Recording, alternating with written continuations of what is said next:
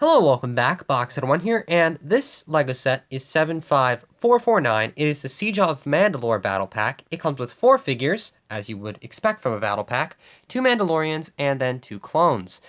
It also comes with 116 pieces, 2 little side builds, and a little thingy there. So, I'm going to get into the figures, I'm going to show you those, and I'm going to tell you my opinion on them. Then I'm going to do the same with the build, and finally give my overall opinion on the set. And we can get started with the figures. These two are the first ones we'll be looking at. These are the 332nd Clone Troopers. They are exactly the same, besides the weapons they're holding. This guy has a, if I can grab him here, just to kind of show you, he has an elongated rifle with a candle piece on the end as like a suppressor or some type of cool Star Wars-y attachment. And the other guy here just has a normal blaster. Now, they do have the newer clone head, which I can show you here, if I don't wobble everything around. And that's actually it's a really common piece, but it is, I think, $1 per on Bricklink right now, so that's kind of interesting.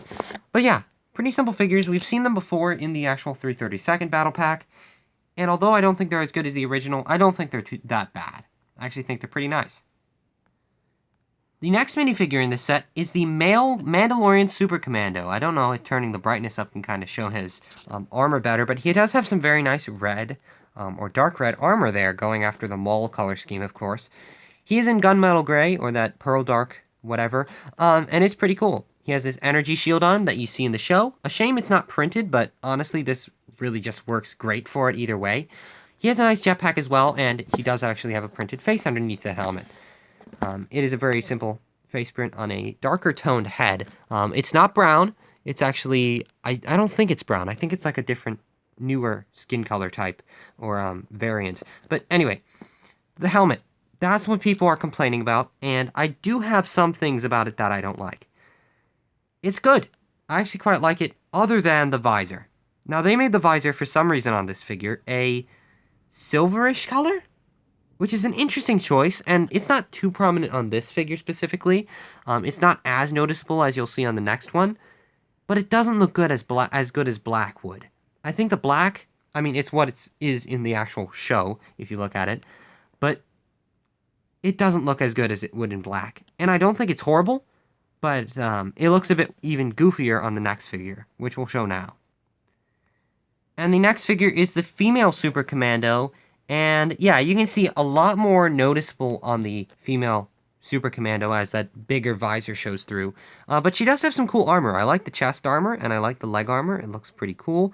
I believe that's supposed to be like a waist cape, although it's not printed. Unfortunate, or it is printed, it's not a physical little waist cape thing, but she does have some pistols and a very nice jetpack here, which is pretty cool. Also, she does have a nice little face underneath, though she doesn't have a hair to go with it. Maybe she's just bald, but yeah, pretty common, pretty simple face print though. And yeah, the two controversial pieces in this set, the helmets on those figures, I personally don't think they're the worst. I don't think they're great, but I don't think they're the worst. I would like it to be black, rather than this weird silver color, but it's not the worst thing. I do like getting Super Commandos, especially the Darth Maul versions. They're really cool. And with the figures out of the way, we can get onto the builds. And the first build we'll be looking at is the clone side of things. It is just a small little, like, street corner with this big bar door on it, which is actually a pretty cool piece. It's not rare or anything, but it's cool. And it also has this turret here. One printed piece here, very common printed piece, and that's literally it. It's a very small build, but we can have one clone on that turret. And since he is positioned so low on there, ooh, that's a bit bright. Let's try and turn that down. There we go. Since he is positioned so low on there, he may be shooting out like a flying Mandalorian, as it shows on the package. But yeah, pretty simple build. Let's get on to the Mandalorian side of things. And for the Mandalorians, we get this little speeder bike thingy, and it's pretty cool. It's actually a pretty nice size build. It can hold 2 Mandalorians, one on the turret on the back, and one actually sitting down. It has space for his jetpack there as well. And then it has these nice little thrusters on the back. It looks pretty good, and I actually quite like it. It has this very small windshield in the front. It's like one of those 1x6 ones, or 3x6 ones, but it's a lot smaller. Actually, maybe 2x6. Anyway, a lot smaller version of that. And it has this little printed console in the front. Let's show you it with the actual figures. And that's what that looks like. It actually does look pretty good. It is a little small. It is absolutely dwarfed by the older speeder set that was really, really cool. But you can see the interesting looking Mandalorian figures in there. And I actually think it looks pretty good with them. Although he doesn't have a place to put his feet, so he just kind of dangles there. Maybe he's using his jetpack, but that's probably not very economical. Anyway, you also may have noticed his pistol was gone, and that's because it's in this trash can thingy. That's literally its only purpose. It has no other purpose. And with everything shown and out of the way, we can get onto my final opinion on this set. And I'd say that it's okay. I think the builds are fine. They're not crazy good or anything, they're just fine. And I think the two figures, the 332nd Clone Troopers, are also fine. They're not as good as the originals. And the Mandalorians, I like most of them. The only thing I don't like is the visor. Other than that, I think they're really good figures. But that visor really just makes it a bit weird.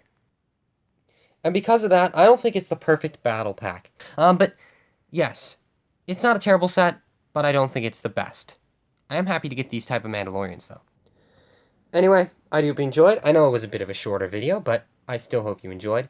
And I shall see you next time where we'll be looking at a pretty cool $10 set that came out this year. You may know what it is, based on the Mandalorian movie. So I shall see you then. Goodbye.